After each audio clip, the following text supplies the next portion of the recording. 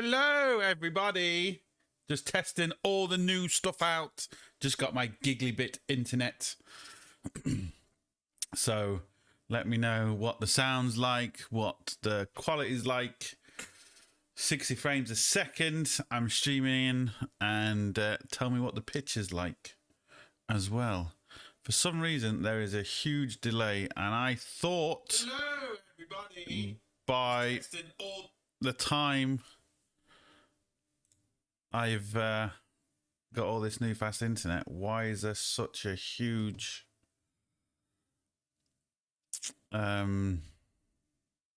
delay still? I was kind of expecting it to be no delay, or very, very little delay.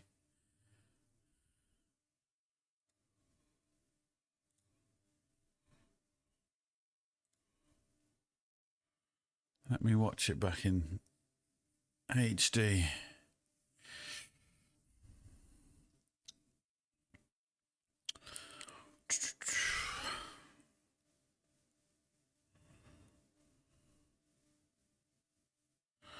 I've got a VW Passat 1.9 AWX 403. Okay. I don't understand. So what is the what's the quality and the sound like?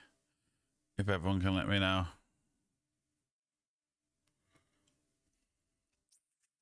Let's see if I can. I should really put on the headphones so I can tell kind of what the sound is like. Can I hear myself? I can hear myself, but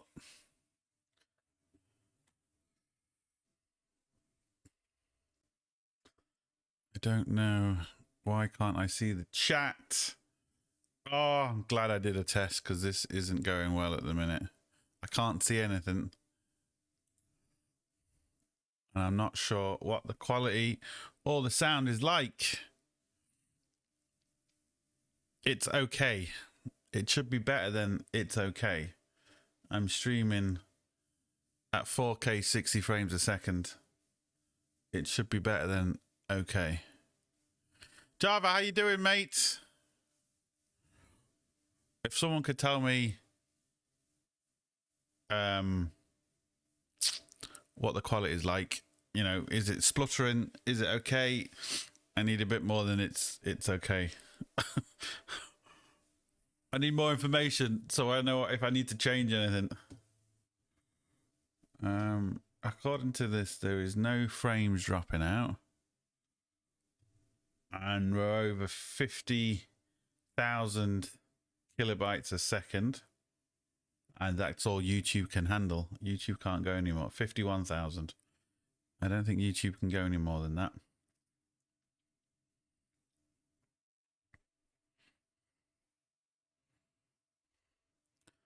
Where's my chat gone?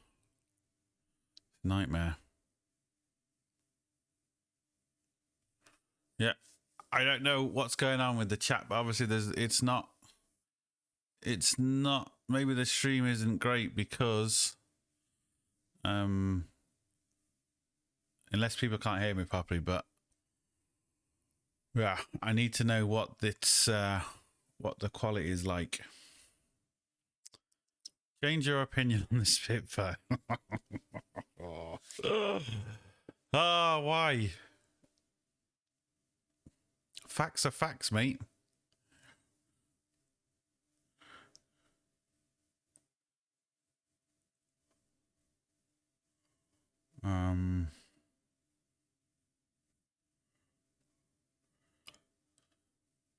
Encoder overload. Turn down video. So this is what I need to know is if the what the quality. So I could actually, I'm using hardly any, even though I'm streaming at 60 frames a second at 4K, I'm using none of my internet, so I can go higher, but YouTube can't go higher, if you know what I mean.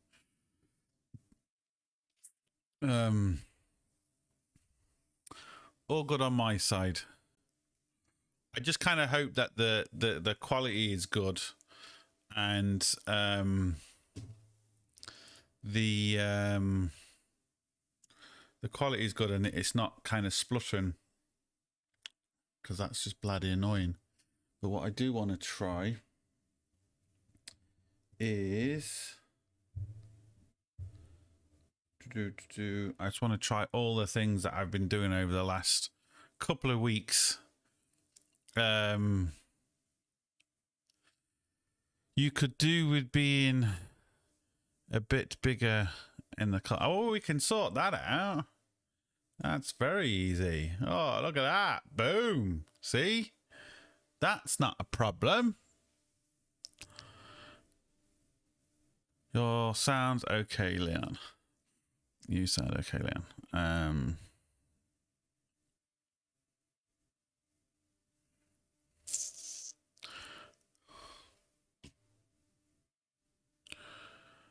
Just more curious to know what the stream is like, because if it's spluttering or anything and YouTube can't handle it, I'll just turn it down a little bit. I've just maxed out YouTube just to see. I've maxed out the bitrate and everything that YouTube can handle just to see what I can get away with. So it's good to know what I can and can't do.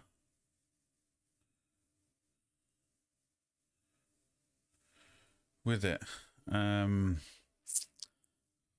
wanted to check out something on here. Where is that? I thought I had that set up as a shortcut.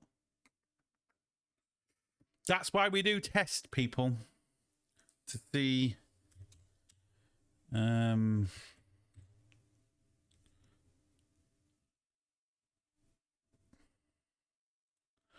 to see what we can and can't do, or what we can and can't get away with. I just want to check all my overlays. That's what I want to check now. Use my overlays to make sure my overlays are working on OBS. Later.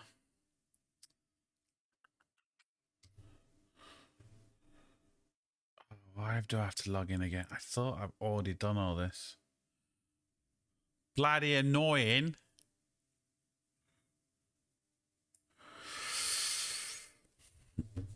Only got you in mono, not stereo. Oh, why is that? Problem is, I don't know if I can go in and change any of that on the fly, because that could mess up. I'll have to check that out maybe off stream. I'm just looking at the advanced audio settings. And can we change it on the fly? Microphone. Don't think we can change it.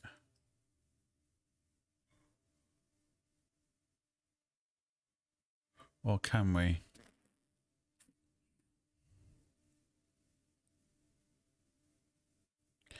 Just sort itself. So it's in stereo now, is it?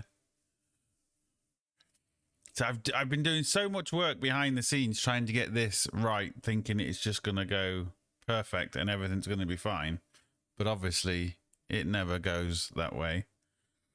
That's why I'm doing this quick test stream just to see. I don't think I can change the audio. I don't even see anywhere where it says mono or stereo. Is it on the mixer?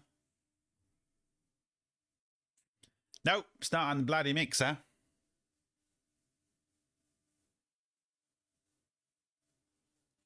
I don't know about that one. That one might confuse me for a while.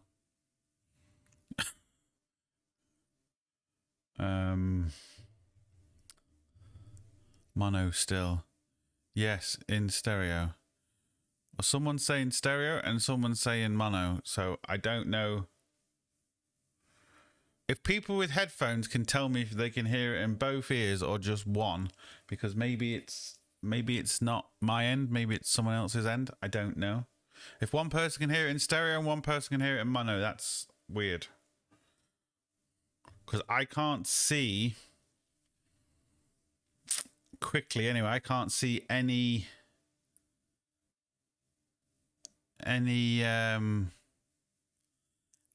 settings in OBS where it would even let me go to mono or stereo.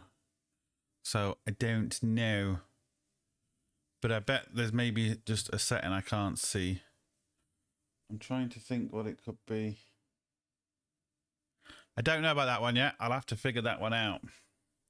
But it's looking like it's maybe an issue my side, because now 2 people have said it's just in mono. Anyway, let me see if I can get both ears in my headphones. Oh, okay. I'm even more confused now because 2 people are saying 2 people are saying stereo. Oh, the joys of streaming.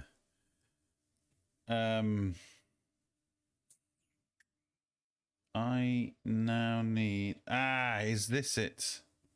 Hold on a second. This is what I need to get onto to check my overlays, I think. Yep. That's what I need for my overlays. Just want to see if my, because when someone subscribes and sends super chats or anything like that, it should come up in the middle, that way, in the middle, and it should say the name, and then it should even read out the message. So if someone says, if someone does a super chat and they write a message, it should read out the message and the person's name. But I just want to check that I think I can do some checks. Well, we're just gonna see if it works. But how is everyone doing anyway? What are we up to? What have we been up to? What are we doing for the weekend?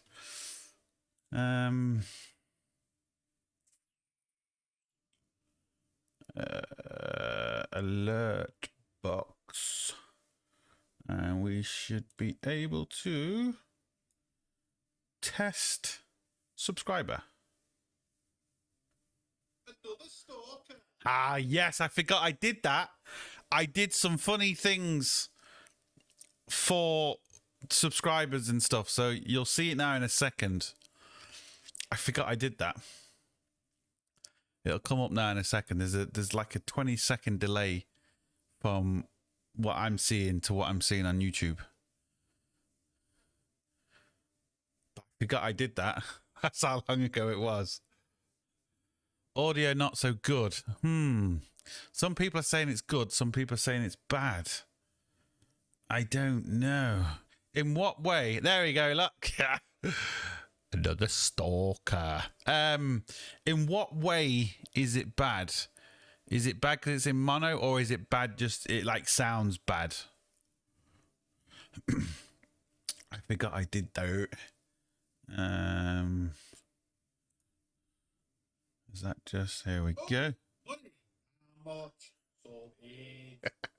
This is a test super chat alert for $92. Yeah, so hopefully you're going to hear that too. It's just popped up. And if someone had wrote a message on that, it would read out the message that they've put on that, if that makes sense. Recovering from a knee replacement. Oh, nice. Well, you know what I mean, not nice, but as long as you're recovering, that's all that matters. Mono, yeah. So obviously there's an issue my end with mono, but when I put my headphones on and I do it on my mixer, I can do a live monitoring, and yeah, I can hear in my headphones they're both working on both sides. Hello, hello, hello, hello. Yeah. So that's even more confusing. The fact that sounds better, sounds good quality, but far left. Okay. Right. Well, I can adjust that, I think. But I don't know if I can adjust it on the fly. Hold on. Let me just test this. What did I put for that? No, I didn't really do anything for that. So, subscriber, check that again. Another stalker. That's working. Super chat test. Oh, money. How much? Sorted. This is a test super chat alert for $77. Okay, so that's working. Right. So, what is... We've got an issue with my sound. Okay, fair enough. But what is the picture quality like? Is the picture quality good? Is it stuttery? Is it... you know, that's what I'm also concerned about. Because what I might do is YouTube is struggling to keep up with my stream, believe it or not.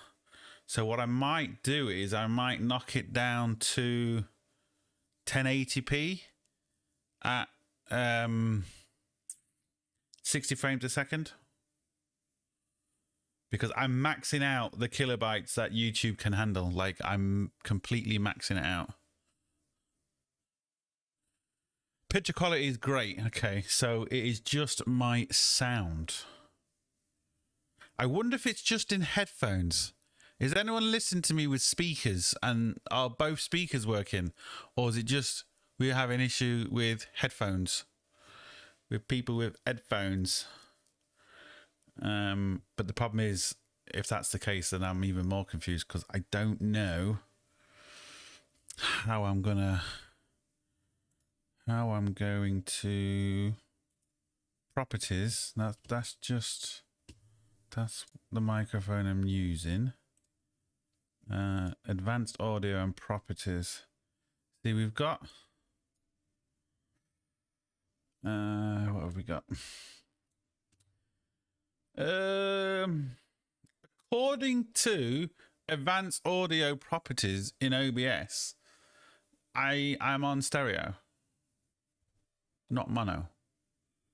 There is a button for mono, but I don't want to press it now because I don't know if that's going to mess up the audio completely.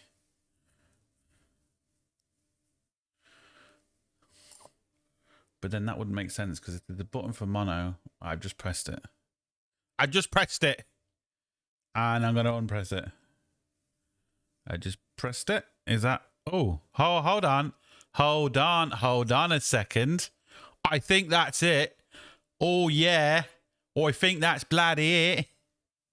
I can now see two sliders on the microphone soundbar. Where before, when I click that, it's only one. Like, that must be it. Yes! Sorted. Now, that is weird because what I'm looking at is a box and it says mono. So I never clicked it thinking if you click it, it's mono. But it must be if you don't click it, it's mono. Which that is very weird. Because normally you see a box and a writing next to it. When you click that box, it's normally what the writing is. But no, I think that's definitely, yeah. Hopefully now, has that checked? But why am I still hearing it from both my headphones? Like now it's still the same. Anyway, don't matter. Bloody working. That's awesome. Right, let's just see what it looks like if I change the background.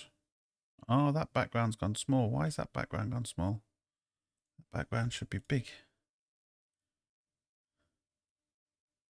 No, that's me. Get on the background. There we go.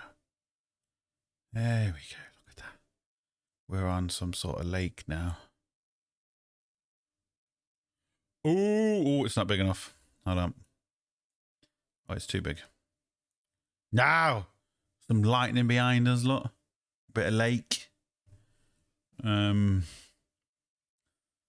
back to the TV. Go back to the lake. So I'm still messing with backgrounds and stuff because I've got a few ideas what I'm going to be doing with the backgrounds when I am actually kind of streaming properly. So yeah, I'm just going to refresh this page and see what that does. So I think we've got the watching stream on iPad. Audio is fine. Video is occasional laggy when you move about quickly. Very occasionally. Max headroom. Oh, that's weird because it shouldn't.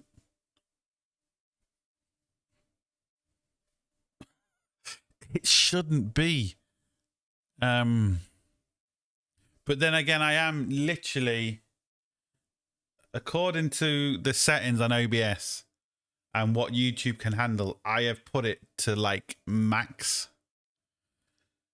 So I think what I might do is just drop the quality a little bit, because maybe streaming at 4K 60 frames a second, it's a bit overkill. Really don't really need to be doing it.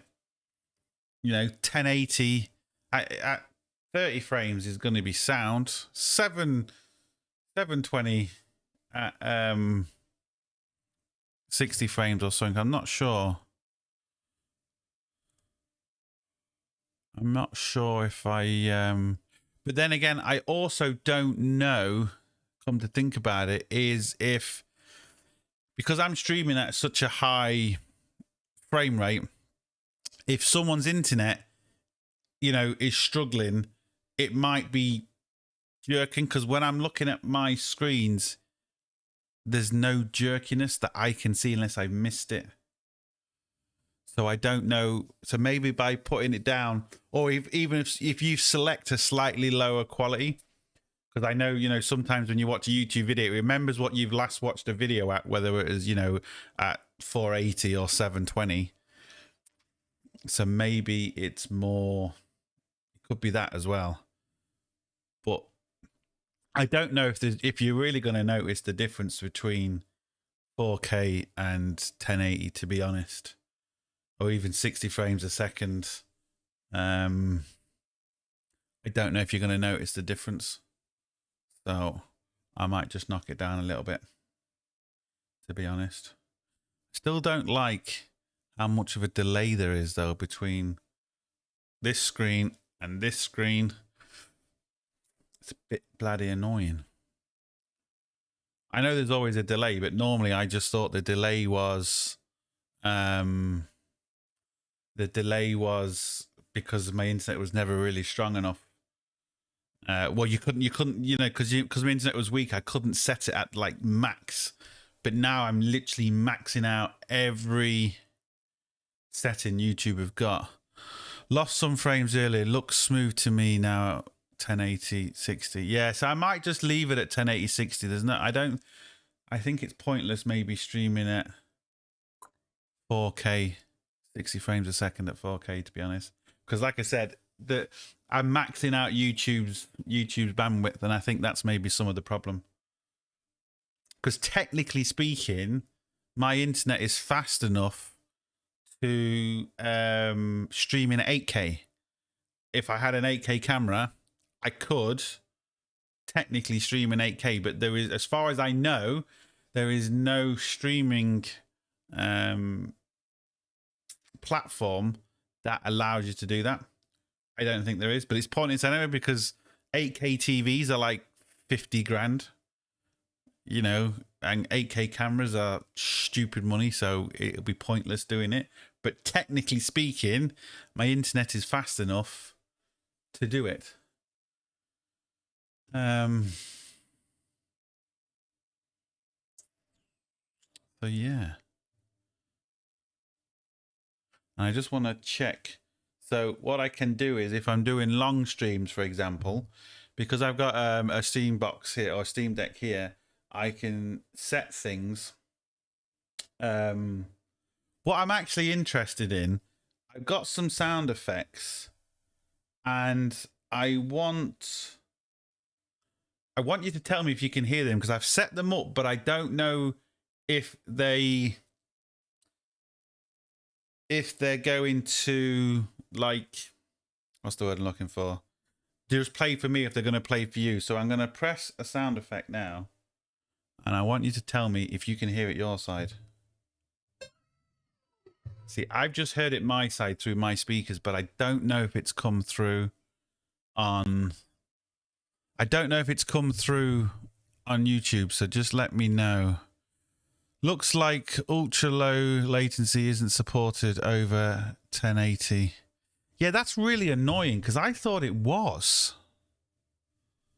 And I've set the latency to max, to the best you can get. Never seen a better live stream. Sound excellent too. Well, that's awesome. I mean, that's one of the reasons why it's taken me so long to do all this, because I wanted a good setup. If you actually saw what I'm seeing now, I mean, you wouldn't believe it. I've got Samsung Odyssey G9 screen here. I've got another. That's a 5K screen. I've got a 4K 32-inch screen here, and I've got anyway. I think I put a picture up on my social media. I think if I didn't, I'm going to do it. But the screens and everything, the setup I've got is really nice.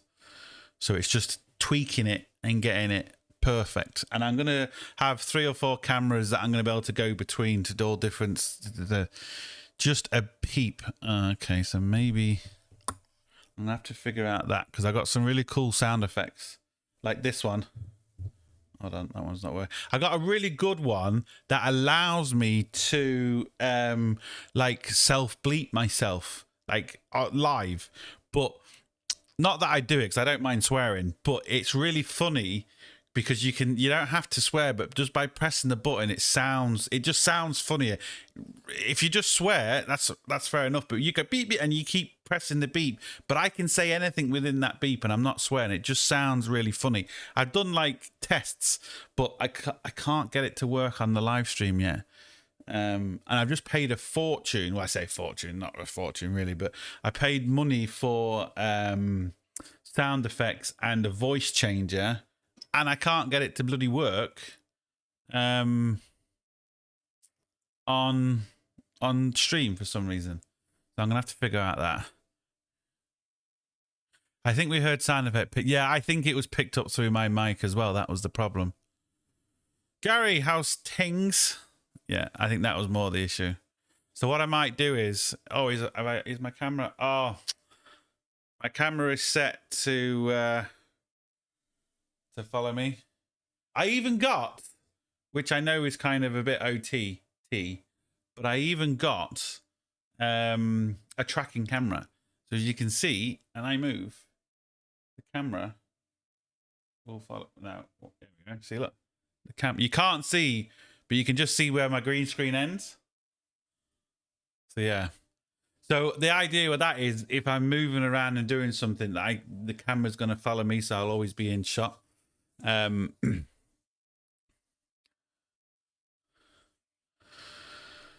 So yeah, that is the. I'm just trying to get everything sorted.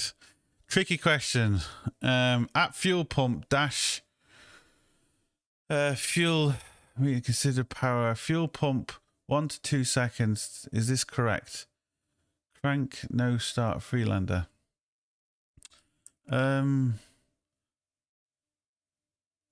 Dash fuel meter power fuel pump 1 to 2 seconds to. I don't know what you mean by fuel pump 1 to 2. You mean it primes 1 to 2 seconds before you start the car, is it? Because that's normal. You need to hear it prime just before it starts. Love your vids, help me a lot. Thanks a lot, Arnold, mate. That's much appreciated. Hi from Ennis, County Clare. I was actually in Ennis a few weeks ago.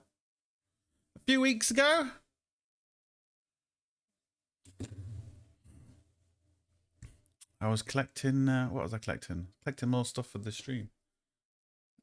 More, because I've got everything is connected through this Steam Deck. So what I can do very, very quickly is if I'm going, let's say I'm doing a long live stream and I have to go for a break, get a cup of tea or whatever the case may be, I can press a button. I'm going to press it now in a second. And then, but it shuts off the mic, it shuts off everything, but it gives you a cool screen like this. You ready?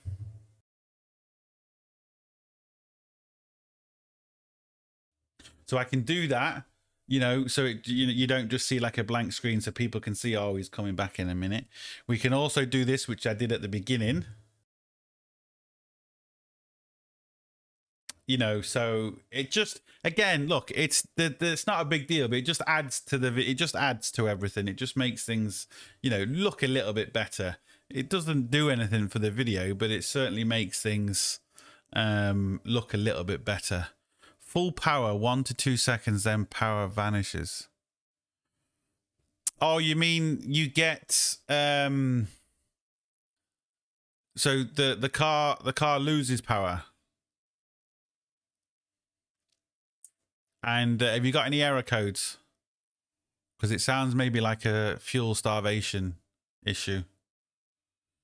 If you've got any way to check the fuel pressure, you're going to need, if it's a petrol, off the top of my head, 3.5 bar to 5 bar of pressure, roughly, coming from the pump.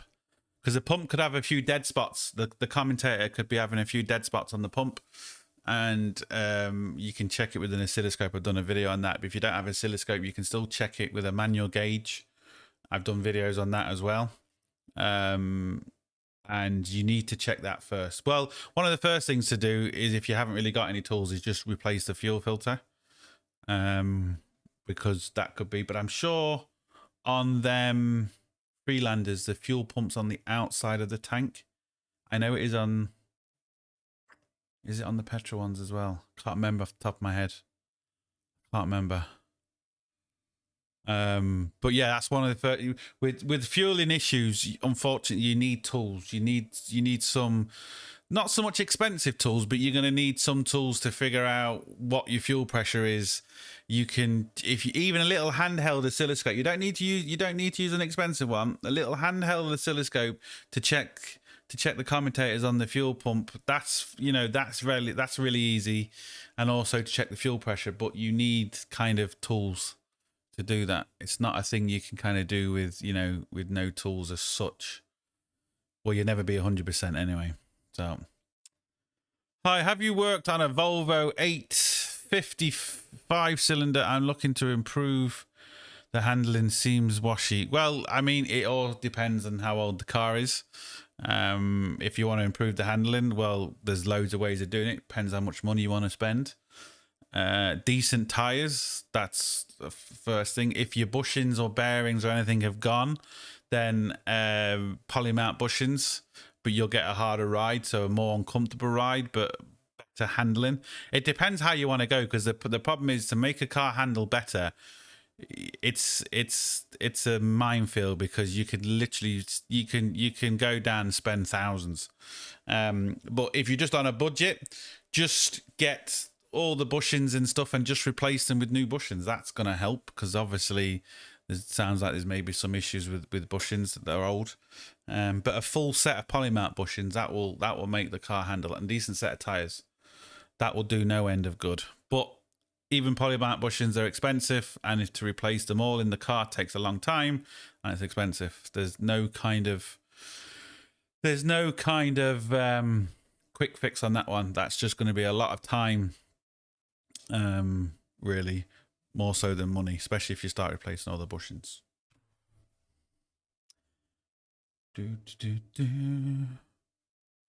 Oh, I didn't turn on. Hold on. Look at this. You ready? Ready? You might not be able to see it with the green screen, but if I move my head, ready? Oh, you can't see it. Can you see it? There we go. Even me chair is RGB. Look at that. RGB chair. But the green screen, when it turns green, you can't see it. No problem, mate. It's just like I said, it just depends kind of how much you want to spend. But even just going, you know, aftermarket bushings, which is the cheapest way of doing it. Genuine bushings, depend on the bushings, are better in certain circumstances. But if you kind of still want to do it on a budget,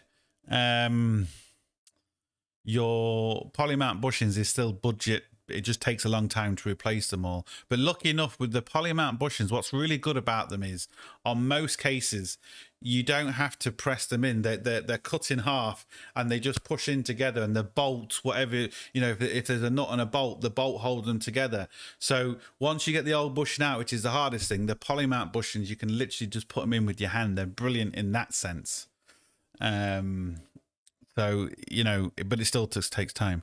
No fuel pump at rail. No longer heat motor.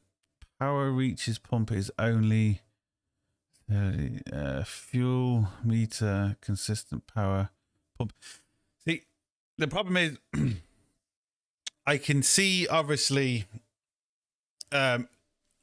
your English isn't your first language. Which is difficult then. I mean, I can't even read English, and I'm English, so even though English is my first language, I'm still terrible. But I think I know what you're trying to say, but it's difficult. If you've got no fuel pressure, you're gonna have to start looking at the fuel pump. And I'm sure on them Freelanders, it's outside the tank on the back right hand side of the back wheel, in front of the back wheel, but on the right hand side. And it's like a big silver, and you can hear it buzzing. So one of the things you're going to need to do first is just literally get a hammer. There's a cover, there's like a plastic cover over it, you won't be able to see it. Get a hammer and just knock it slightly and see if you can hear it prime. If you hit it with a hammer and you can hear it prime, you need to replace the pump, because the commutators are gone in the pump. So it needs a new fuel. It needs a new fuel pump. That's what it kind of sounds like. It sounds like a fuel pump issue. But if it's in the tank, just hit the tank, get a hammer and hit the tank. And again, you'll hear it buzzing. And then if that's the case, you need a new fuel pump. It's an easy thing to, if your fuel pump's going bad, it's an easy thing to diagnose, but they're expensive and they can be a nightmare to do it. In the sense of, if it's in the tank, you have to take the tank down, or sometimes you can take out the back seats and get in through the back seats. It just depends on the car. Lost keys to a Toyota Yaris and meant dealership. Said he sells me the keys, but he won't sell the car. 2006. Temp out here, 20C. Plus put power straight to pump from... Bloody lights blinding me. External batteries doesn't seem to run English, but limited text. Yeah, it sounds like a fuel pump issue. Like I said, just hit it with a hammer. That's the first thing to do. Hit it with a hammer and see if the hammer trick sorts it first. I need to lock this camera. Because, can I lock the tracking? There we go. Tracking is now locked. There we go. Now, I was just kept zooming in because the problem is I haven't got everything set up properly yet. So my green screen isn't in the right place. So I just locked the camera. The bloody remote, not even got remote control for the camera. So it won't move with me now, but we're locked. So yeah. But anyway, so I'm glad I sorted out the microphone, even though I pressed a mono button to get it to stereo. That doesn't make sense. Even in itself, that doesn't make sense whatsoever. But what we're going to be doing from now on is I'm going to be doing a lot more live streaming. I'm going to be starting a few YouTube channels soon. We've got a reaction channel coming. I've already actually made that. I've got my electronics channel coming. So just off to here, which you can't see, I'm going to have all different camera angles and stuff so I can do actually electronics. I've filmed some videos on repairing electronics. So I'm going to be doing everything basically. ECUs, dash clocks. I did a TV. I've got an inverter down there. I've like anything basically, you know, games, consoles, anything kind of electronic. I'm going to be doing that on that channel. I'm going to be doing more like live streams from my channel because now I've got a proper setup. I'm also going to be doing, you know, live streams for, you know, like Patreon members and members of the YouTube channel and stuff like that. So yeah, it's going to be a lot more kind of live videos coming very soon through all the channels. Do you know someone that can program it? Do you know? It depends where you are, mate. There's loads of people that can program them. It just depends where you are.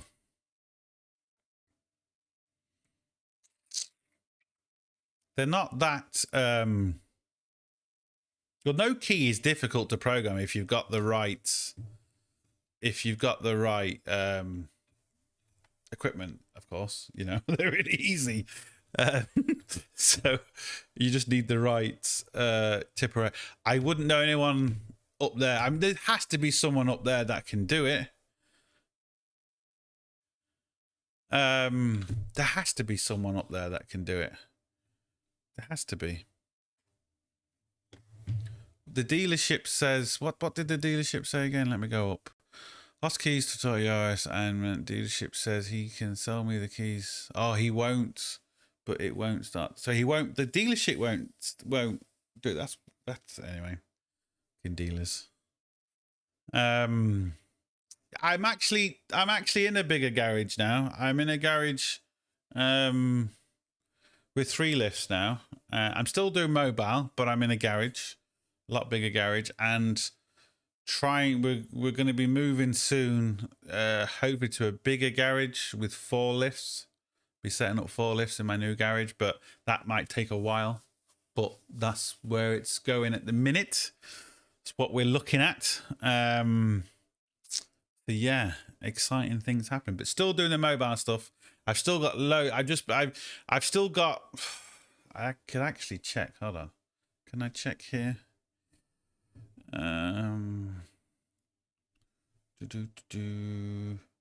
YouTube, because I've got like 100, I think it's 120 odd videos that I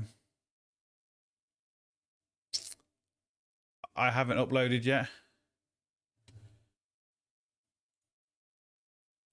I think it's something around there. So yeah, I still need to do all that.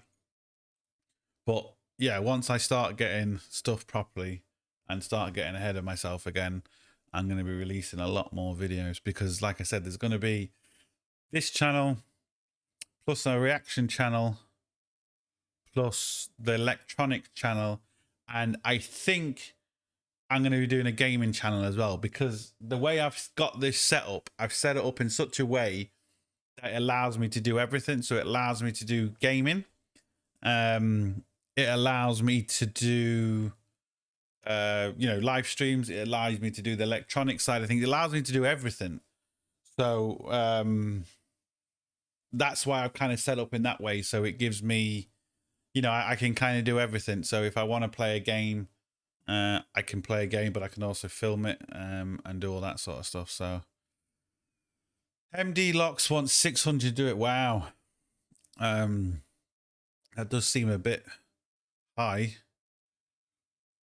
I mean, I'd do it for 600. Yeah, I can see why he would do it for 600. I could definitely see why he would. How do I change my alternator belt on a Nissan Qashqai 2008? Well, you need to take it off and you need to put the new one on. That's how you do it. The tensioner pulley don't seem to budge. I keep just slipping off the nut. There's no screw. You sure you're putting the tensioner pulley the right way? Because what you'll often find is some of them don't go the way you might think they go, if that makes sense. They go the opposite way. So just try it the opposite way. And also sometimes what you got to do is on the tensioner pulleys. See, this is what I also want to do, and I can't do it now because I'm not set up for it. But like what I'm about to explain to you, I'm gonna have in the screen, in the TV that you see there, I'm gonna be able to go on to a picture on Google and show you the picture, put it behind me that way, and show you exactly what I'm talking about, because it just makes it easier. But on a tensioner, I'm not gonna be able to do it quickly, so I'm gonna have to explain. But on a tensioner, you don't necessarily move the tensioner by the bolt that puts the pulley in. Sometimes there's a bolt at the top of it or an arm at the top which you have to move, because the way the levers work is you won't be able to get enough leverage on the actual nut of the tensioner, where on the top of the tensioner or the bottom of the tensioner there might be something else that you can actually twist, and it moves the tensioner a lot easier, if that makes sense. I'll just see if I can quickly do what I'm talking about.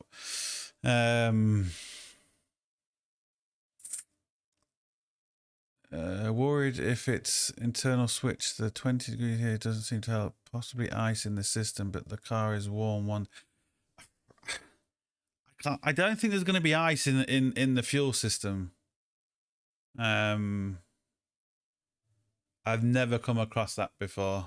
I'm not saying it doesn't happen, but we don't get minus 20, minus 20. So minus 20, a lot of stuff can happen. Let me see if I can. I'm not going to be able to do it on my, because I haven't set up I need to set up a new scene in OBS. That's one thing I'm going to have to do. So I'm just going to write this down, and next stream I'm going to be able to do it. So new scene for pictures. For pictures to show what I am talking about. That's why this, like I said, that's why that TV's there, because rather than me just explaining what I just explained, if I could show you a picture of one and, you know, show you, it makes the video better, and it's just easier for someone to follow, basically. But I haven't, I won't be able to do it quickly. And if I try and set up a new scene now and I mess up, everything could go. But I'm literally heading off now in a few minutes. This was just a quick test, and in this test has been awesome, because I know my alert box works now for, you know, the new subscribers and stuff. I also know that my microphone now is working properly. It's not bloody mono. I also know that I need to set up a new scene for the pictures in the TV, as well as, you know, having pictures like that, you know. So yeah, that's kind of what I'm gonna do, and I think it's just gonna make everything bigger. I'm just gonna turn down that light to 30%, the one in front of me.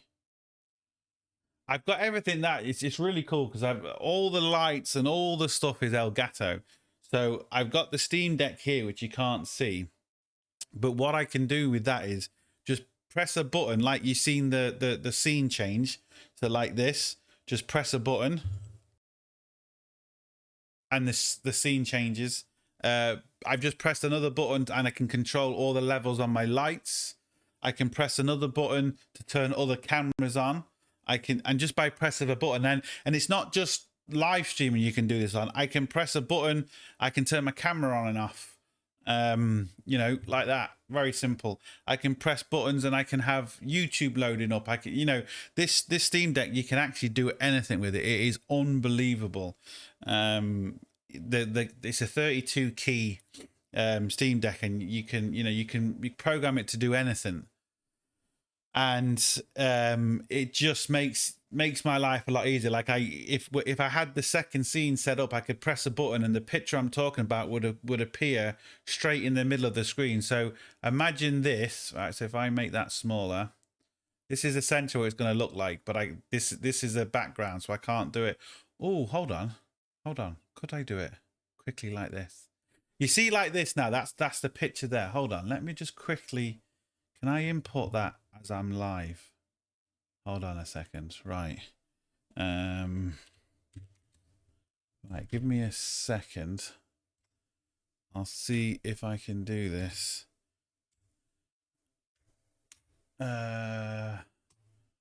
See if I can do this. It's not the way I'm going to do it properly, but it's kind of a way that I can show. And of course now. Here we go. Hold on. So can I save as? This might work. Pictures. Blank you. Pictures, yes. Belt.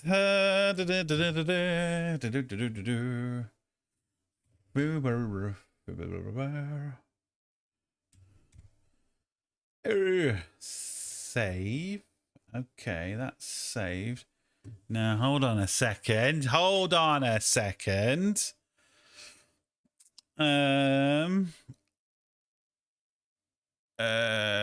missing chat. I'll be back in the chat in a second. Hold on. So if I then go to this and I go to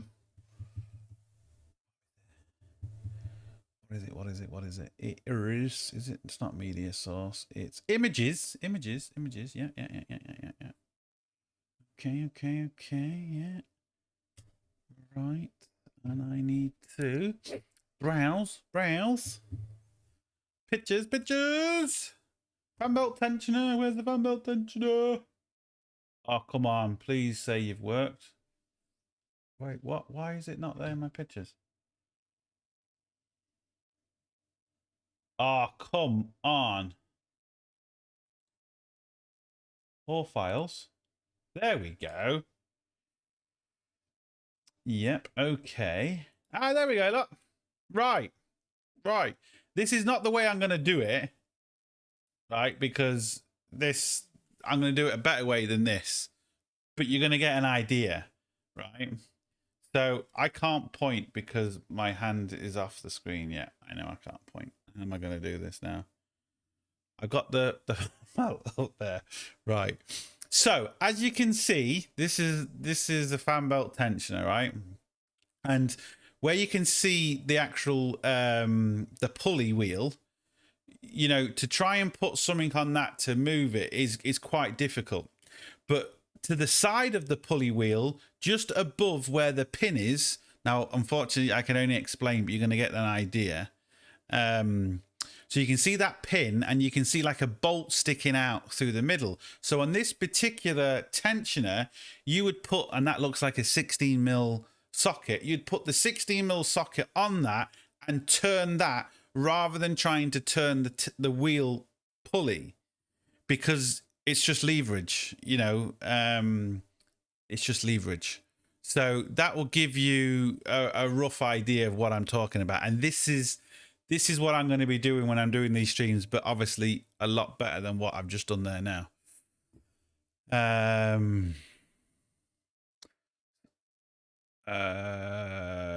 Where have I lost? Where have I come from the chat? When are you starting your... When you are starting your car, should have 12 volts at the pump. Or is it answering something? It would need to be an overlay.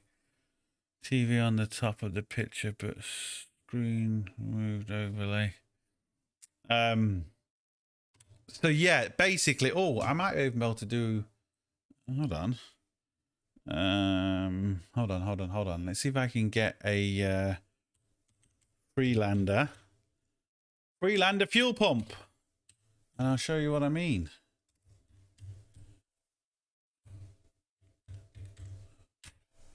Freelander fuel pump. Now we'll do this again. Is it in the tank? In the petrol ones? I've just put in Freelander fuel pump and one of my videos has come up on Google. Now, okay, it's looking like the petrol ones only get 12 volts at pump for 1 second. Where right, before I load this picture up, where are you testing the power for the fuel pump? Are you testing it in under the seats, or are you testing it at the back wheel? Because I can show you a picture of what I'm talking about then.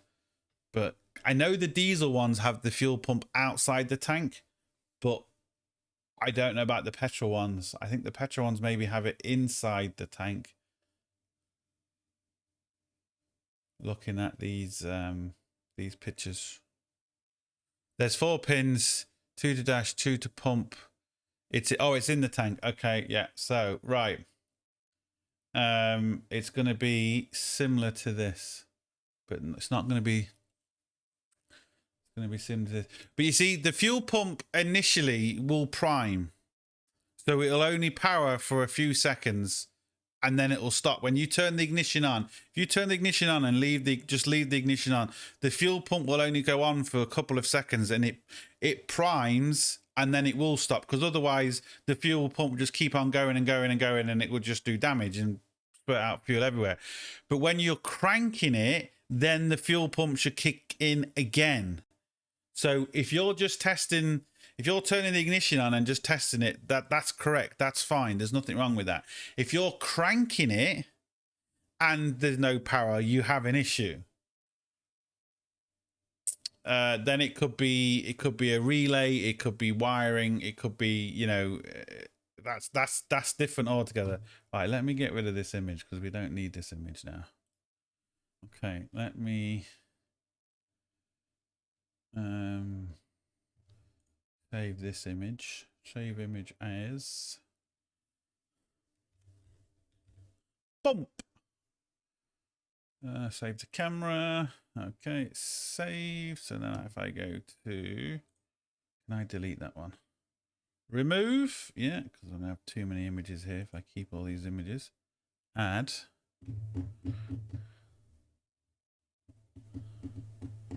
Yes, that's what I wanted to know, what I thought. Oh, okay. I'm just going to show you this picture anyway because I've nearly got it done. So, even though I know you know what it looks like. Images. Browse. See, I'm going to do a screen capture on my other monitor when I get this set up properly, because what I'm doing now is just a ball ache. I won't be doing it this way because it just takes too long. I can share my screen and put it in the middle of the TV, and then I don't have to keep saving and all these photos. It's automatically there. Right, here we go. Save. So we make that bigger. That's essentially what it's going to look like within reason. They all more or less look like that. Relay's good. Thought it could be a switch, as I don't get. Well, have you tested the wires? So have you done an ohms test from the relay to back to the pump? But this pump here, the one that's going to come up now, all you've got to do, if you're worried about if it's the pump, is just literally the weight of the hammer, just tap on the white bit, just very, very lightly, but just the weight of the hammer. Get someone to crank the car, and just with the weight of the hammer, just hit the big white thing. And if the pump is stuck on, because it's got a dodgy commutator, the car will fire up. Might run like a bag of shit and it might turn off in a few seconds, but that will then tell you your fuel pump. But like I said, if you've got a cheap oscilloscope, or even and you can get them on eBay. I'm actually on my electronics channel. Actually, where is it? Oh, that's it. Where is it?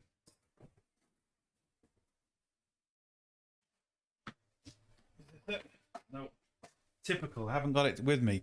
But what I'm going to be showing, well, not a homemade. You can buy an oscilloscope that you have to make, and they're so cheap on eBay. And that will do what I'm talking about now. That'll be good enough to test the commentators on that. Do I have it? Oh, where is it? Everything. I don't have it. I'll find it in a second. But I'm going to be doing that on my other channel. But you can also buy, which is really cheap. You can buy an expensive one, but you can buy a cheap one too. You can buy a fuel pressure tester. The fuel pressure, a petrol fuel pressure tester is really cheap. Yes, they're cheap and naggy, they're shit, but I'd say they'd be fine for what you need. Off eBay, you know, really, really cheap. And you can just put it on one of the end of that pipe and you can see if you're getting the right pressure very, very quickly and very, very simply. But it's annoying me now. Where is that gone? Well, what I'm going to do is I'm going to test. So let's imagine I'm going to find this. Give me a minute. And when I do this, this is what I'm going to do.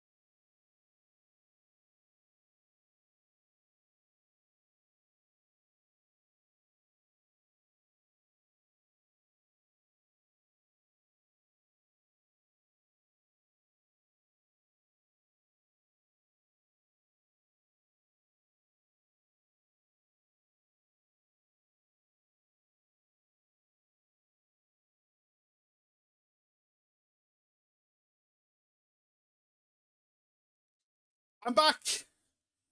Let me move this up a little bit. Right. Here we go.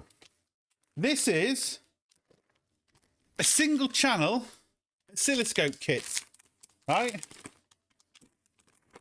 You have to solder everything on yourself. But the good thing about it is you learn how to do soldering. You learn a bit about electronics and you get a little LCD screen with it.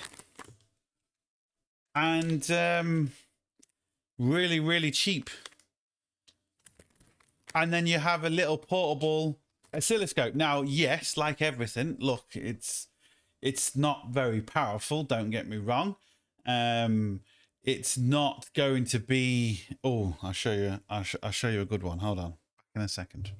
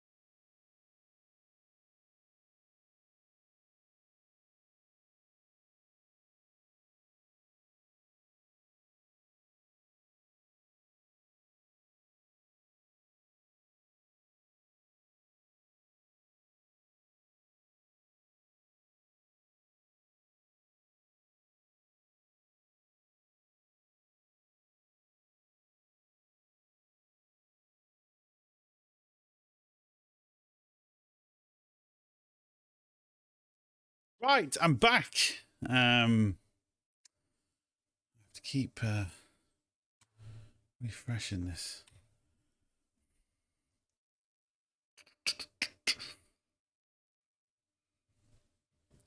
Where's my chat gone?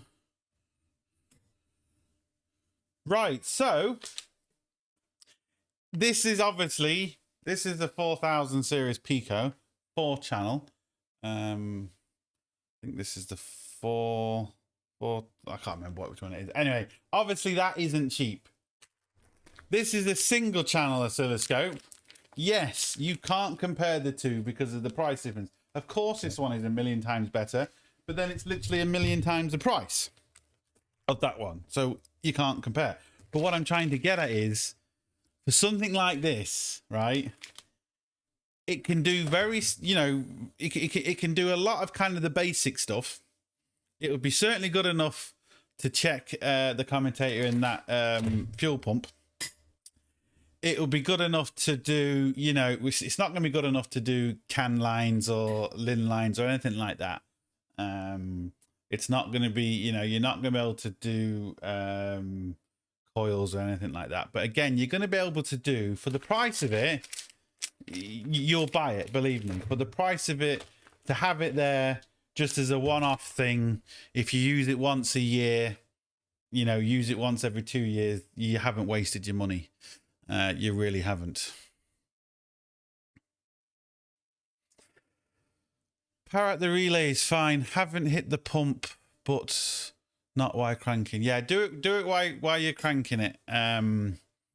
And see, but the chances are it's most probably a dead pump. That's the chances, because if you're getting 12 volts at the plug for a few seconds, that would suggest to me that you're getting voltage down there, right?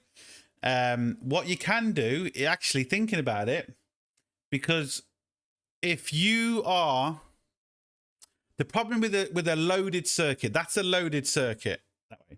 And what I mean by a loaded circuit is it is powering something, right? You can get ghost voltage. If you just test something, if you unplug something and test it, you can get ghost voltage. I've done a video on it and I've shown how you get 12 volts and you put a light bulb in and the volts disappears, right? Because you got to test it with a load. So what you could do to test the wiring integrity very quickly is get a test light and put it, disconnect the plug, put the test light on the power and the positive, turn the key. If the test light bulb lights up, you know that the wiring is good. Now, you might want to make up your own little test light. I've done videos on how to do that as well, because the normal one with the really small bulb, it will be okay for that, but you want a little bit more amperage. So you want to get a slightly stronger bulb. A slightly stronger bulb, and then once you turn it, if that bulb lights up 100% there, you know straight away that your wiring is good. Then it's coming down to the pump. Very, very quick, very easy checks. There's loads of different ways of doing it, but like I said, there's loads of tools you can get to help you with it that are really, really inexpensive as well. Yes. That's very expensive. That isn't, and that will do what you need it to do. Test light, very, very cheap. You can make yourself up. Fuel pressure, petrol fuel pressure gauge on eBay, very cheap. You can even buy a good second-hand one, so a proper make second-hand, because it's a thing you'll always use anyway. So there's loads of different ways of doing it, but I would definitely do, thinking about it, I would do the test light method. That will tell you straight away, absolutely straight away. Never thought that oscilloscope and cheap one could be used. Yeah, it's amazing. Like, don't get me wrong. Look, it has its limitations, right? Of course it does. But it's not in a cover. So like this, you could technically drop this, right? And you should be okay because it's in its own cover and everything. Where this, if you dropped it, you're going to be screwed. But it's so cheap, it doesn't matter. And you can make a little box for it as well, because that's what I was going to do in another video. I was going to make like a little box for it as well. But I haven't seen anyone do it. I haven't seen anyone talk about it, to make these little cheap oscilloscopes. Because yes, look, it's limited. Of course it's limited. But if you start getting used to one of these, you don't, you can justify, what I'm trying to get is you can justify buying that, right? You can't justify buying that unless you're using it a lot. But you can justify buying this and use it once and throw it away. You literally can, because it's so cheap.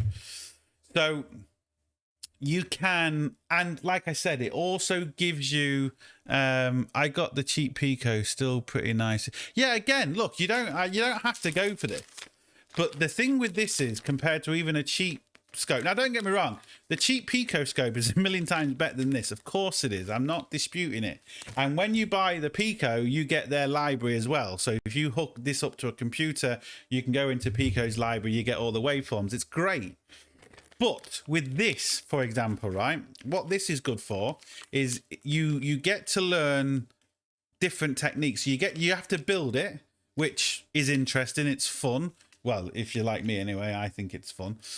You get to know a bit about the, what components are. I'm looking here now. I can see, what can I see? Can't see anything. I can see a couple of caps. I can see some resistors. What else can I see? I can see some transformers. You can just you get to know what they do, so you can learn a little bit about electronics as well at the same time as doing it. And then once you start getting used to using it and you start thinking, do you know what, this is actually really good, then you can maybe invest in something more better, like the cheaper Picos and stuff like that, or secondhand one or something like that. Because but with something like this, you get more skills, you get more practical skills out of it than just buying one. Do you know? Yeah, I've done a lot of similar kits over the years. Good soldering practice. It's exactly it's great soldering practice. And but it's like everything. When you're soldering, this is the problem. This is where you get into an absolute minefield with cars or with anything. The better stuff you have, the better the job's going to be. And what I mean by that is, right, so here, for example, we have some, I can't see how many. This is solder, right? A big roll of solder. I can't see. This is just cheap, really cheap solder. And people think, like everything, solder is solder, right? It just isn't. This is now like the Rolls Royce of solder. So, which one's this one? That's... No, that's not the one I'm looking for. Here we go. Now, this is the Rolls Royce of solder, right? This is Kessler solder. Very, very expensive. Why is my camera gone to tracking mode again? Very, very expensive solder, but unbelievably good. It's got 66 cores in this. The more cores, the better. This cheap solder has got like 3 or 4 cores. Now, don't get me wrong. Look, this works, right? This works. But if you're to get the really nice, crisp looking solder, this is a million times better. But it's 10 times the price. So it's like everything. What I use the really cheap solder for, this is what I do, is when I'm desoldering something, say like a big IC or something like that, and on a modern board, it's going to be there's going to be leaded unleaded solder in it. So I then mix the cheap. So there's going to be leaded solder in it. I mix the cheap unleaded solder into it, and then I remove it rather than wasting the really, really good stuff, because I use this to put the component back on. But if you was to use that all the time, it's just going to cost a fortune. So you can get away with using the cheaper solder to remove a component, but when I put it back, I put the good stuff on. I can put the component back with this. Not saying you can't, but I'm getting back to like the cheap fuel gauge, or not the fuel gauge, the cheap fuel pressure gauge, right? You can buy a fuel pressure gauge on eBay for like 20 quid. I've seen them. They're crap. They'll work a few times. They'll get you out of a hole, but they're crap. You can then buy a proper one, like a proper make, and it's maybe 300 or 400 quid, which is, you know, very expensive. You can't justify buying that for using it once. I understand. But then what you can do is you can buy a second-hand good one, which you could maybe justify. But the cheap tools and cheap stuff has their place. But if you want to get, it's like anything. If you're struggling, if you see someone soldering and you think, just look at it's nice shiny solder joint, it looks lovely, it's this, it's that, blah blah blah blah blah, right? You say, I can't do that. I'm doing all the right stuff, and why aren't my solder joints doing that? It's essentially, it's the solder. It's not that you're necessarily doing anything wrong. It's the solder. This stuff is, you cannot beat this stuff. It is literally the best you can get. And when I say that, someone's always going to say, no, it's not. This is 6337. That's what it is. So in other words, between unleaded and leaded. And it's 66 cores. What did I see there? I have the 10 kg of full fat branded multi-core 6040. I found it in a skip. Oh, nice. Even better. This is half. This is half a kg. And this is expensive. But this is, yours was what? 64. This is what this is. This is 6040. But the stuff that I would use like properly, the good stuff, is 6337. It is just better. 6337 is better than 6040. And 66 cores. That's what's amazing about this. 66 cores. I think this is the stuff you've got. Oh no, you got this is the MC. This is again good solder, but it's better than this, but it's not as good as the other stuff. What I'm trying to get at, that big huge rant that actually made no sense to most people, right, is you don't need the best of the best stuff, but you want to do, in most cases, not all cases, in most cases, especially when it comes to like electronics and stuff like that, especially when you need like the better solder, a soldering iron, right? You can use any soldering iron, but if you get a temperature controlled soldering iron, it's better because you can control the temperature depending on what board you are working on. A temperature controlled soldering iron is better, but it's 5, 6, 7 times the price. Can you get away with an ordinary one? Yes. Could you do more damage with an ordinary one? Yes. So you get the proper solder, nice soldering iron, automatically, right, straight away. If you've never soldered before and you get a really cheap soldering iron and really cheap solder, and then you've never soldered before and you get a really expensive soldering iron and really expensive, your soldering automatically is going to be better. It just will be. Off the bat, it will just be better. The joints would look nicer, but then you need the practice to get it perfect. Does that make sense? I hope it makes sense. 6337 used to be called 10-man solder, I think. I don't know about that now. I'm not sure. I just know that Kessler stuff and the 6337 is like, it's the shit. Do you know? I've used it for a long, long time, and you just get far, far better joints. Just even looking joints. Now I know you can never go just because a joint looks nice. It's like welding. You can get a nice MIG weld that looks perfect, but if the root hasn't penetrated properly, just because it looks nice, it's pointless. It can look shit but be a better joint, if that makes sense.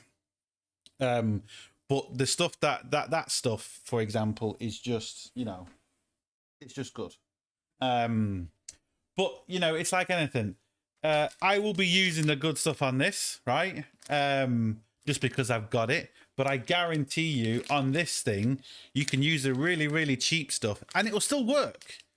100% it will still work. But the issue is, right, if I use the really cheap stuff on this, and even if I explain it on a video, I say, right, I'm using cheap stuff because not everyone's going to have the expensive stuff. Not everyone's going to have an expensive soldering iron. And you don't need it, especially for this. Look, you don't need it. You really don't. But you're going to get someone say, oh, that solder joint looks dry. It's not shiny. It's not this. And you just like, I've just explained why I'm doing it. So no matter what I do, then I use the expensive stuff in the video. And then you're going, well, I haven't got that. That's too expensive. Why would I spend that on this and that? And it's just like, no matter what I say, I cannot win. I show you the expensive solder and why it's expensive, and then I show the cheap stuff, and then no matter what, and it's the same person that will say, well, that's too expensive, or you're not using the rights. So I just cannot win. I cannot win. I just cannot win. Absolutely does. Been soldering for over 30 years. How the hell did that shit happen? How did what happen? What have I missed? Am I just being stupid now? How did what happen? But yeah, I mean, the chipmunk, he obviously, he knows. He knows. It's, I guarantee you, now this guy's been soldering for longer than I've been alive, so he's going to be good. But I guarantee, and I'm sure he will admit this, that if I gave him a £10 soldering iron and the cheapest solder I could find, yes, he'll be able to use it. Yes, he will be able to solder a component to a board. Yes, he will. But I guarantee you the look of it, and the longevity just won't be there. He'll be able to do it because he's used to it. But he won't be happy with the results, if that makes sense. Now, hopefully he's still here. We'll see if he agrees with me. You maybe not. We'll see. But basically, you know, yes, you can use. Yes, you can use it, but if you want stuff to be good and last and to, you know, to look nice, because let's face it, sometimes, you know, looks do mean something. But when you're starting off with something, that's why I said with the beauty of this. Actually, what I might do just for shits and giggles with this is I will use a really cheap soldering iron and I will use really cheap solder just to show people, look, you can buy a cheap kit, you can buy cheap solder and a cheap solder iron. Because if I'm saying to people, look, oh, you can buy this really cheap, you know, it's great, and you can have you can have an oscilloscope, but you need £1,000 soldering iron and £300 solder. They're going to say, well, that's not fucking cheap, is it? I don't have that equipment. So I can say, okay, well, do you know what? I use cheap soldering iron on this, which is, it just, you turn it on and it heats up. There's no temperature control. And I use really cheap solder just to prove that still for very, very, very cheap money, it's going to work and it's going to be great. So I think that's what I'll do. Yep, you can get stuff done with cheap tools for sure. It would look like I used it.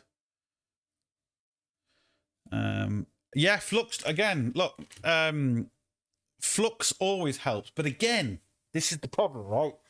This is the problem with flux. There's so many different types of flux. Now, the only thing I would say about flux is I've used over the years, and again, Chipmunk will see if he agrees, because obviously he'll be a lot more used to it than me. Especially with flux, I've found because I've got some really expensive flux here, and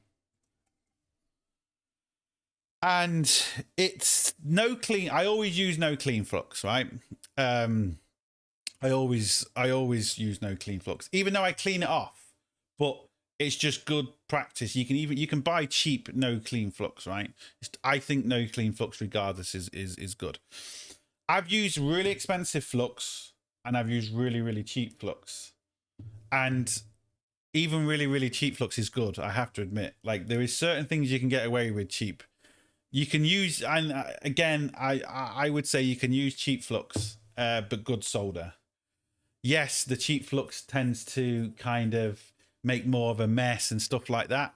But you know, if you get the no clean flux, and you can actually get different flux like this flux here. This is kind of like almost like liquidy flux, and you can get flux that looks like jelly. Do you know? And then once you put heat to it, it goes off. But I found, now we'll see what Chipmunk says, but I found that I don't think for anything that I've ever done, maybe in really, really high end stuff, it might make a difference.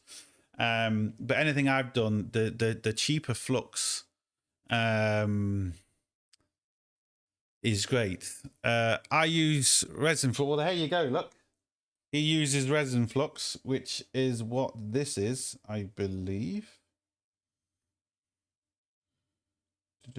I have resin flux here. Where is it? I do. I have that. I like resin. Oh, this is. Oh no, that's solder mask. That's completely different. That's solder mask. I use resin flux because I'm old. The only issue with cheap flux is it may be acid, so cleaning it off used to become. Yeah, well, that's why I did say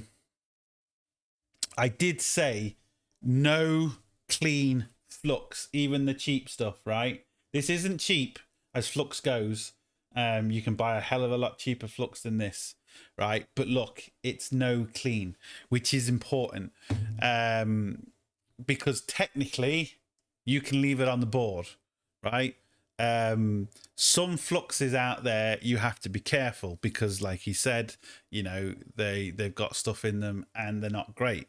So look, it's a minefield, right? But like I said, I'm going to show on this cheap flux, cheap soldering iron, and I'm going to show you it's going to work.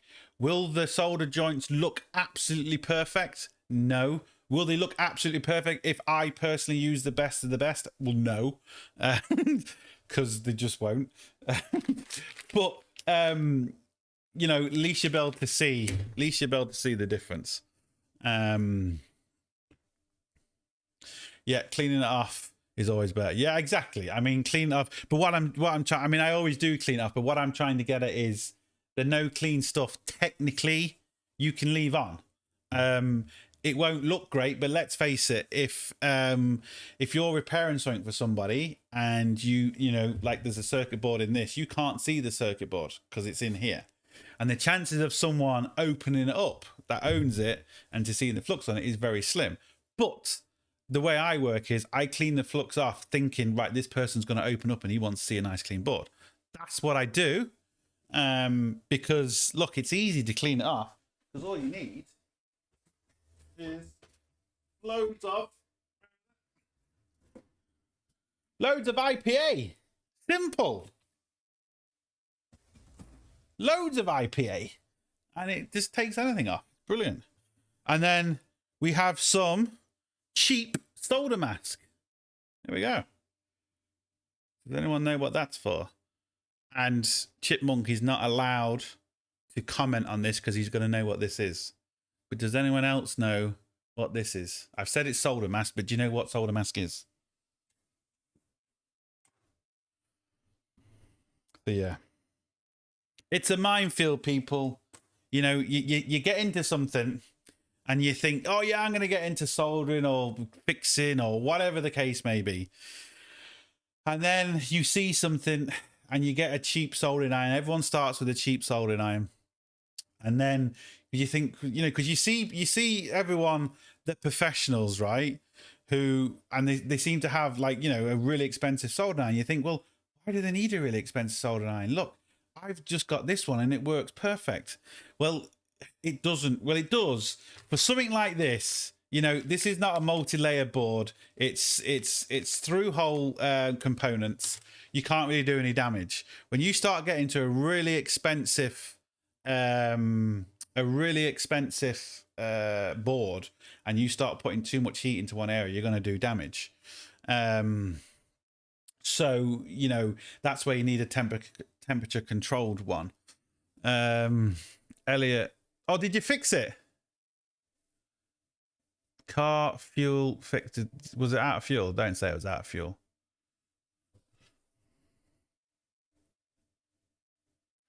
Also, flux residue can hide. Yeah, it can. It can hide a lot of stuff. See, you say you're not professional, but you have a lot of IPA. So I think I have a lot of IPA. I have tons of the stuff because you need it for, you know, doing your fuck ups, cleaning up your fuck ups. Not because I'm a professional, just for cleaning up your fuck ups. Solder mask 4 trick is great. Board or contact convection heat, UV light. Yeah, but what is it used for? What would you use solder mask for? I was going to say something and now I forgot. What was it? Oh yeah, and another thing, right? If you're getting a soldering iron, now this is what I personally say. I haven't seen anyone talk about this. Now, hopefully, Chickmunk, he will maybe, you know, butt in on this as well and tell me what he thinks. But personally, if you're going to buy a soldering iron, you don't have to buy a brand new one. You buy a good second-hand one, but you want at least 100-watt soldering iron, right? And the reason why I say that is because if you get like even a 60-watt soldering iron, when you're trying to take something off and you put it on, especially to a big, let's say it's a big earth pad, right? The soldering iron can't put enough heat in there to start taking components off. Now, I know you can use hot air stations. I'm not disputing that, but still there are certain circumstances where you can't really use a hot air station.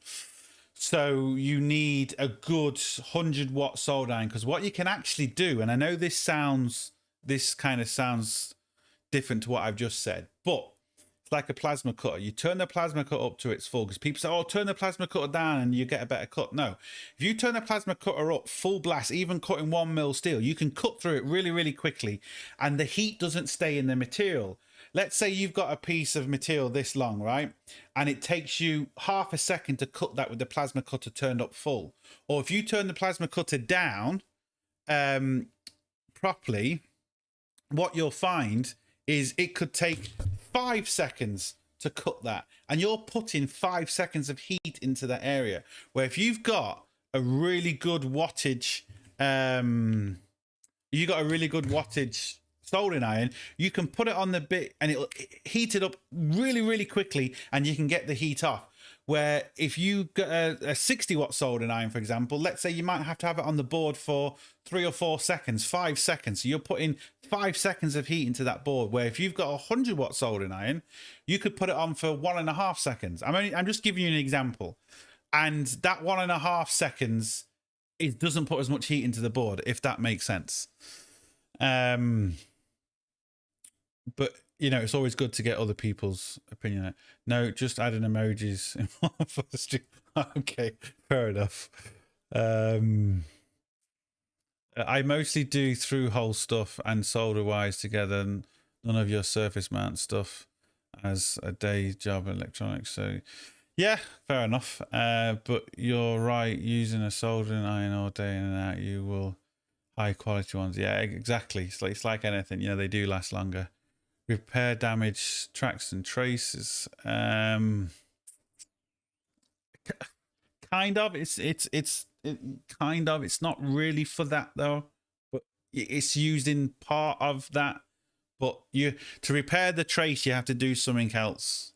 This is just solder mask is just something to cover up traces. Like if you've got exposed traces because you've done something, or if you put a jumper wire on, you can put the solder mask on top of it and it kind of glues everything down, and it stops the trace getting oxidized.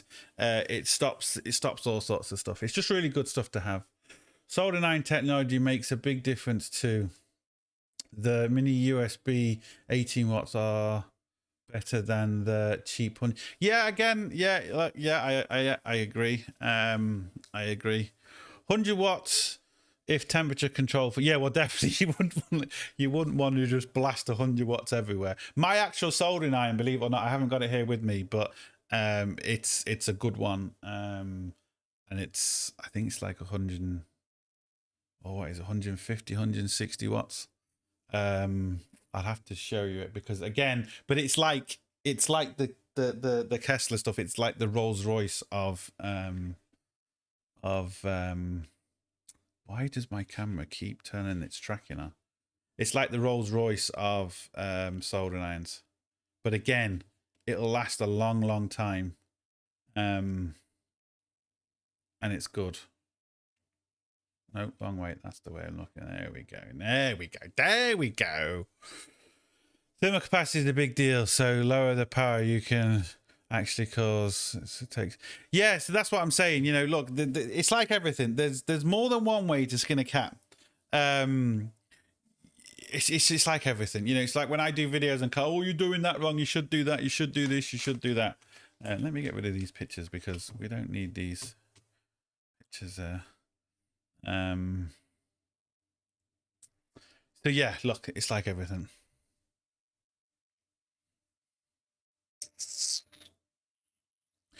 But it's normally what it always normally comes down for is normally, right? Normally, not all the case, but normally the more expensive things you buy is normally better quality, and the better quality is longevity. So if you spend 400 quid on a soldering iron, well, that's going to basically last you forever, apart from changing the tips, of course. But the actual soldering iron will mostly last you, you know, forever, literally. Where you spend 50 quid on a soldering iron and a new one, you're gonna by the time you might have to have bought 10 of them for the space of the 400 quid one lasting. So the cheap ones have cost you more in the long run. So yeah. I actually have a old sold 120 watt non-temperature controlled iron. Use it to stainless steel. Oh, okay. Yeah. Well, the one I've got is that it's mega. It's 150 or 160. It's scary. But it's I have turned it up full blast just to see what would happen. It's quite fun, really. But I'm going to be showing that when I start actually doing stuff because it's a soldering station as well. So it does. I've got hot tweezers. I've got the soldering iron, but also got obviously you know the heat gun. I can't. Why is the name just gone out of my head? You know what I mean. I mostly use knockoff Hakogi T12 for tips, and that's it. But the tips are the most important bit. Yeah, well, again, look, it's like everything, isn't it? I'm not saying you have to buy the most expensive stuff. And some of the knockoff stuff, there's nothing wrong with it. The only thing I find more so with the knockoff stuff, when it comes to, let's say you buy like a good quality, we'll just say a soldering iron, for example. If it breaks, or especially like the heat gun, which I just can't think of the proper name of it. But when that goes, normally the more expensive ones, you can buy the replacement heaters for it very, very easy. And I find replacement parts on the more expensive items, they're easier to get, where the knockoff stuff tend to use, you know, stuff that's out of date. So if you're trying to repair it, you can't necessarily get all the bits you need.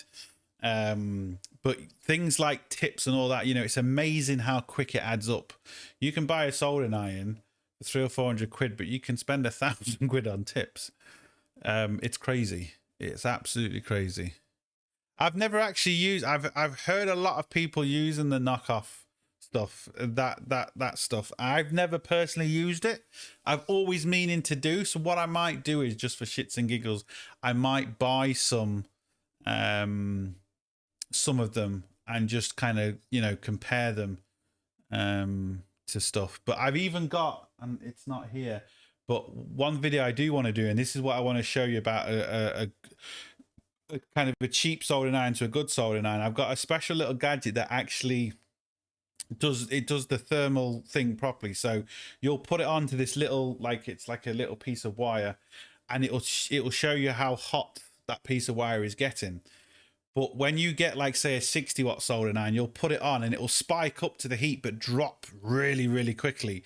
So even though you've turned it up to 300 degrees and you see your little reader and it says 300 degrees, as soon as you put that on something, the board is just sucking all that heat away. So your tip is maybe 250 degrees or whatever. You know, it could be less, could be a bit more. So you're not actually putting 300 degrees into that board.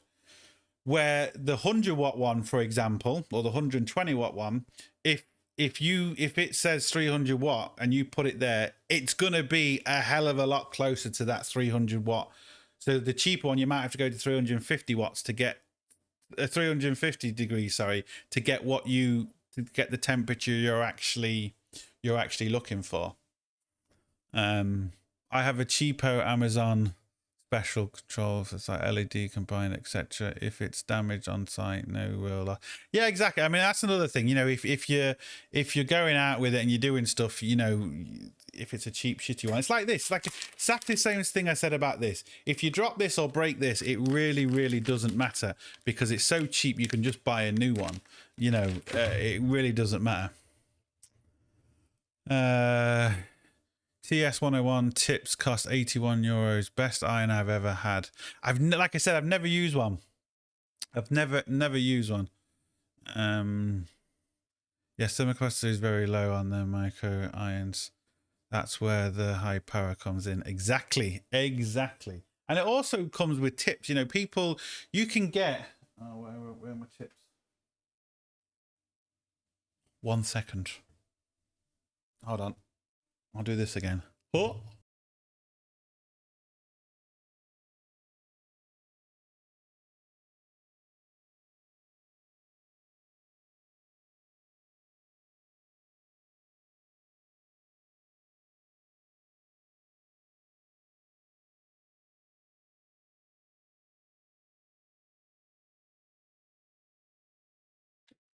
Can't believe I've been talking so long about bloody soldering irons.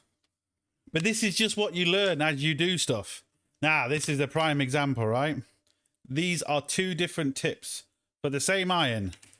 But you'll see what I mean straight away by why you might need a more powerful iron, even coming down to your tips. So,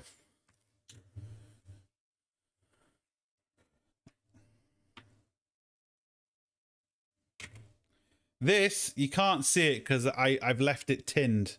But this tip here, you see from my finger, I mean, it's a big tip, don't get me wrong, but you can see from my finger it's quite small. But this tip actually has a hollow in. So this tip is actually hollowed. So this tip will hold solder so you can drag and you can do like loads of little legs at once. It's really, really good.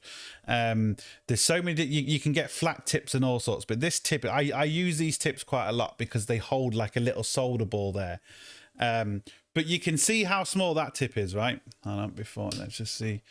JD, interesting, not used one, but a lot of electronic YouTubers and bloggers rave. Yeah, again, it's like everything, you know, I haven't used one either, but I might start, you know, we'll see anyway. So, right. Let's move that out of the way. So you can see a tip there, right? 60 watt soldering iron is going to handle that no problem, right? Now, this is for the same soldering iron, but look at the size of that. Look at the size of my tip. So you can see, now don't get me wrong, yes, this is for certain specialist things. You're not going to be using this every day. I understand, right? But you put this onto a 60 watt soldering iron, it's going to struggle. It's really, really going to struggle. I'm not saying it won't do it, but it's going to struggle. Because it's just, look what it's got to heat up. And it's got to keep the heat in that. And then the board is taking the heat away. So, you know, this is where, depending on what you're doing, you know, I'm not talking about even an expensive 60-watt soldering iron isn't going to do that properly. So this has nothing to do with cheap or expensive. This is just to do with pure power. Power! Just go back to the iceberg and the fuel line. Any condensers, fuel line gets. See, I've never experienced temperatures that cold before, mate. So I can't say what would and wouldn't happen. I've just never experienced anything that cold. So I wouldn't know what would really happen with car. I mean, I know diesel kind of, diesel when it gets really cold, diesel kind of goes sludgy and doesn't work properly. But I don't know if there'd be ice in it, in the lines. I know diesel, and I know they put additives in really cold countries, don't they, to stop the fuel going, but I don't know. Oh yes, the old non-plated irons with the solder using tips. Perfect when that happens. They use a teaspoon into the mix. Yeah. Just the tip and only for the nice tip. Thanks. It is a nice tip, isn't it? Is my tip bigger than yours? Is it? Is my tip bigger than yours? Look at it.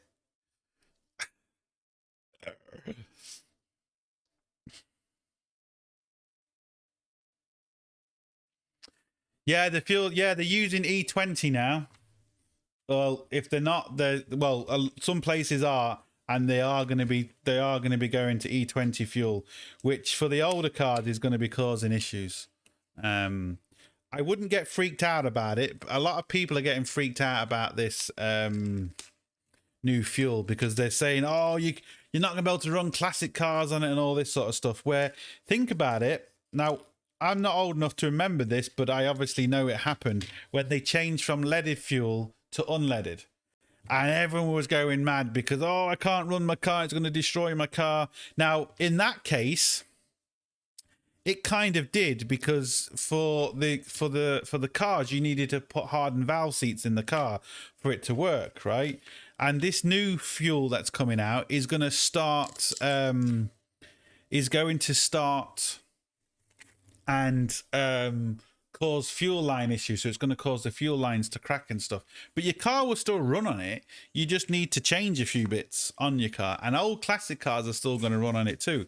And there's additives out there, there's all sorts of stuff out there. It's going to cost a few quid to get, you know, the older cars maybe up to kind of spec with it, but it's going to be fine.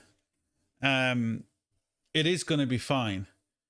So yeah, just like you said there, so the rubber components, that's the issues. That's what is going to be the issues. So the rubber lines are gonna, you know, they're gonna start deteriorating quite quickly. But even on some of the newer cars, like I'm talking like, you know, 15, 16, 17 cars, they haven't been well, some of them maybe have got the special stuff from the factories, but even a lot of the newer cars are not equipped to actually deal with this fuel. Like, you know, it might take 6 months, a year for it to start causing an issue, but it's going to start causing an issue. But for the old classic cars, yes, they're going to have to be changing your fuel lines. But you can get fuel lines, and you can have these fuel lines for years, because rally cars had them. I've got them all in my rally car, where you have the insert of the fuel line is Teflon, and then you're not going to have an issue. And stuff like that. So once you change your fuel lines to that, and then by the time this stuff comes out, there's going to be, and if your car is having issues, there's going to be additives out there for the older cars as well, which you can put in, because there's additives that, I mean, even rally cars you can have, because the rally cars, especially when you're running massive compression on them, they're going to be pinking. So you can get fuel additives for even a modern engine. So it just depends on what you what, you know, how far you want to go with it, basically. Been running my Mica K12 on E10, but it seems its second car now. Been running it in premium E5. But then bloody prices are so different. I'm a Hubnut fan, so my classic car, I mean 2CV or Invacar. Yeah, well, like I said, look, it's going to be fine. Yes, it's going to cost. It's going to cost money to put whatever you need to put in them, different fuel lines and stuff. But it's going to cost money to do that in a car that's from 1960. But it's also going to cost money to do that in a car that's from 2015. So, you know, it's going to be much of a muchness. I think people are freaking out a bit more than they should. Yes, it's going to cause issues, but you tell me what car doesn't have issues anyway. So, yes, it might put a little bit more issues into things, but I don't think it's going to be as bad as unleaded and leaded. Because unleaded, you had to, you know, unleaded, if you didn't do anything about it, you would destroy your engine. Where if you don't do anything about this, you're going to have a leaky fuel. So I suppose, well, actually, having said that, a leaky fuel line on a hot petrol engine isn't a good thing either. So, you know, that's not great. But yeah, I don't think it's as bad as everyone's kind of making out. There's used to be petrol stations near where I live sold 4-star into the early 2000s. Okay. Well, there you go.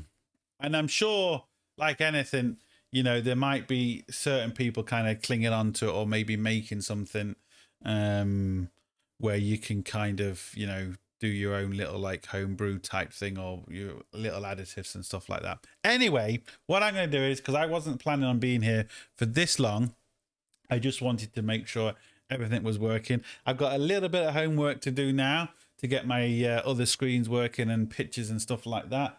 And yeah, so I hope you enjoy it. I hope you're ready for the new channels and all for the new experiences we're getting out here. And I will... Oh, I don't know what happened there. So for the new experiences, but I'll also be showing you my tip again. So stand out for that, people, because it's always interesting seeing my tit, isn't it? I said tit, I meant tip.